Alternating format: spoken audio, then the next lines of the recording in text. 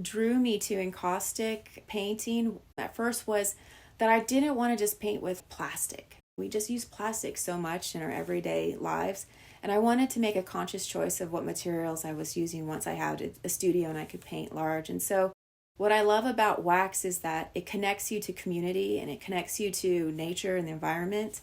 And that really drew me to the medium, was how you need to be aware and always asking my bee farmers, how's your bees doing this, year? And sometimes I hear that the hives get attacked by bears, and sometimes they're, having issues with the colony collapse, syndrome. So there's just nice kind of dialogue and discussions and stuff that I have with this material that I wouldn't have if I was just working only with oil or with acrylic. So one of the most important artist tools in my studio would be light, and I don't take that for granted after having worked in it for a year in the dark and having it really, just like a coffin. So for me, a must-have in a studio is light, is really good light. My color choice comes from a lot of like earth pigments that I've been working with. A friend of mine brought back a lot of nice ochres and some different, reds, Indian red colors, and from France. So I've been really having fun mixing these pigments in with the medium, just with the clear wax, beeswax. I try to keep my palette cohesive. When I started first working with wax and cloth, I like to work neutral, so I'm really focused on the form and the structure of the paintings.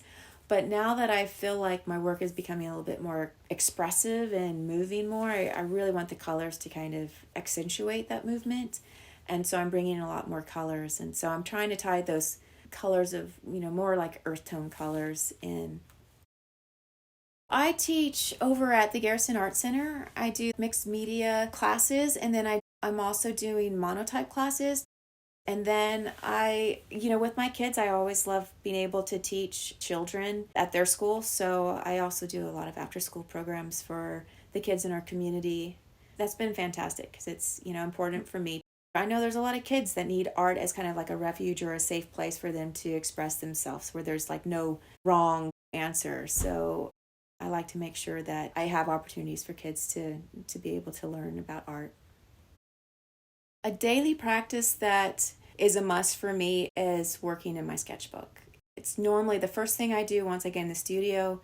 I just turn on the griddle, warm up the wax, and I get my sketchbook out, and then I start compiling different papers and fabrics and colors of wax that I want to melt and use. And I just start working in my sketchbook. I don't care what I make. It's like kind of a playtime. It's just a way for me to get in that flow state of just fun and getting in work mode. How I manage my time is being very creative. So ideally, I'm in the studio from like 9 to 2 and 3 p.m. But of course, there's, always appointments. There's administration work that I got to do. I teach classes too. And of course, with the kids, there's, sometimes they forget something at school and I have to, take something up there. So, ideally, I try to always, put some time in, even if it's just, working out some sketches or building frames or panels. It's just, being consistently to show up, whether it's 15 minutes working on sketches or a good full 5 hours a day.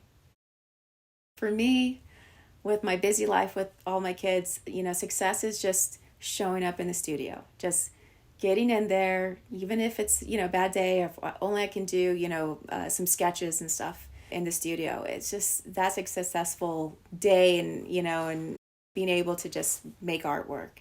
And of course, being able to share it with others, it's very fulfilling for me.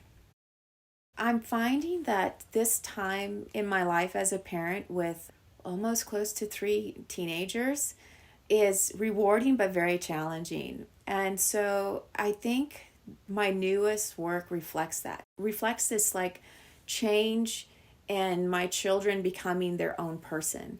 And that kind of like loss of control for me, like having to give up the control as a parent and let them be their own person. And so that's been challenging. There's like conflicts in that. There's, of course, beauty in that as well when you see your kids, thriving. And so I really have noticed that my work is just kind of like reflecting this experience of motherhood and of parenting these teenagers. So that's something for me that I need to write more about and to kind of reflect, because it excites me and it's like good therapy. And I'm like, telling my kids, yeah, you see that paint over there? That's because of you or something, so it's fun. Our community is extremely important for artists, because as much as we like to be introverted and just be here up in our studios, there's a whole world out there. And, being able to put yourself out there and have, dialogue and critique with other artists that kind of push you and that also can just get you through those blocks that you might have and inspire you. That's crucial to an artist. Definitely finding a good community and some good art friends is very important. I think art is what makes us human, in any form of art, of how we just express ourselves. It just puts us apart from, any other species. It's just this way of playing and making some kind of mark or some kind of dance form and figuring out a way that, tells a story of who we are, where we came from, or shares our imagination. So art's very powerful in that effect.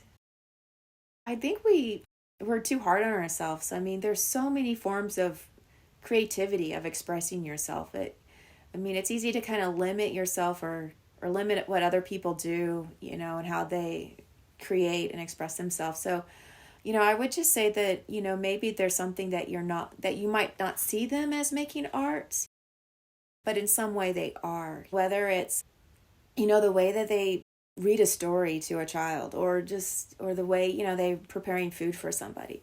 There's so many multiple ways that we're like making a more aesthetic world, and it doesn't necessarily have to be like a 2-dimensional painting. So definitely, I think there's a lot more people out there that are artists. One advice that was given to me on those people that want to become an artist I'll never forget, was from Deborah Butterfield, who visited the college that I went to. And she spoke and she basically said, if you want to be an artist, don't do it for the money. Do it because, it calls you, you have to do it. You're passionate about it. You love it. That's the right means to, to be an artist. And I appreciated that, because, it's a lot of work. And it's not easy, and it's, puts yourself in like vulnerable positions of a lot of rejection. But if it's who you are and it's how you express yourself, then you can't say no to that. You do it in whatever capacity you can to create. Thank you for joining us for the Orange County Arts Council virtual studio visit. This program is made possible by donations from people like you. 50% of donations go directly to the artists featured, and 50% to the Orange County Arts Council programs. Please consider donating today.